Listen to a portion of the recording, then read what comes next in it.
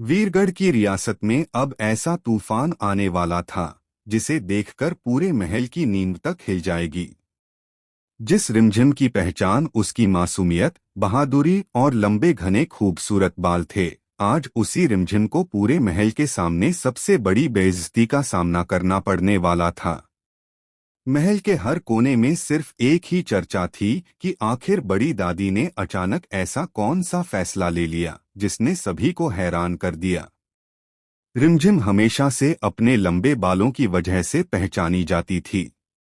उसके बाल सिर्फ उसकी खूबसूरती नहीं बल्कि उसकी शान थे। जब भी वह महल के गलियारों से गुजरती, हर कोई उसकी सादगी और उसके लंबे काले बालों की तारीफ करता। लेकिन अब वही बाल उसके लिए सजा बनने वाले थे। कहानी की शुरुआत होती है महल के बड़े दरबार से, जहां पूरा परिवार इकट्ठा होता है।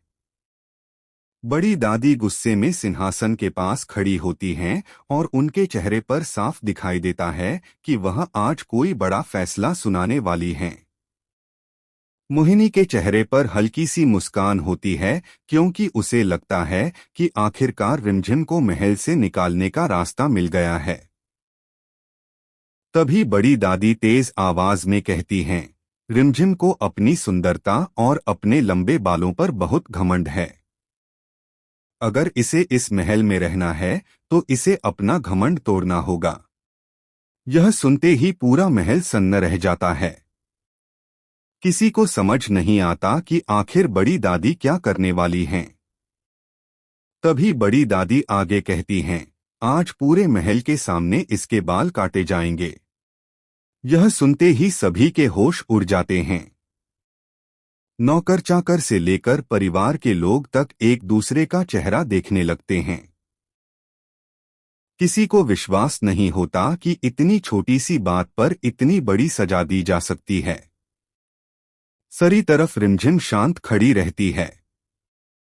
उसकी आंखों में हल्का सा डर जरूर दिखाई देता है, लेकिन वह कमजोर नहीं पड़ती। वहीं समीर यह सुनते ही गुस्से में आगे बढ़ता है। पहली बार समीर इतने गुस्से में दिखाई देता है। वह बड़ी दादी के सामने खड़े होकर कहता है, हमारे रहते इस महल में कोई भी रिमझिम को इस तरह सजा नहीं देगा। समीर की आवाज में इतना गुस्सा और दर्द होता है कि कुछ पल के लिए पूरा माहौल शांत हो जाता है। समीर रिमझिम की तरफ देखकर कहता है, मैं किसी को तुम्हारे बालों को हाथ भी नहीं लगाने दूंगा। लेकिन तभी कहानी में सबसे बड़ा इमोशनल ट्विस्ट आता है।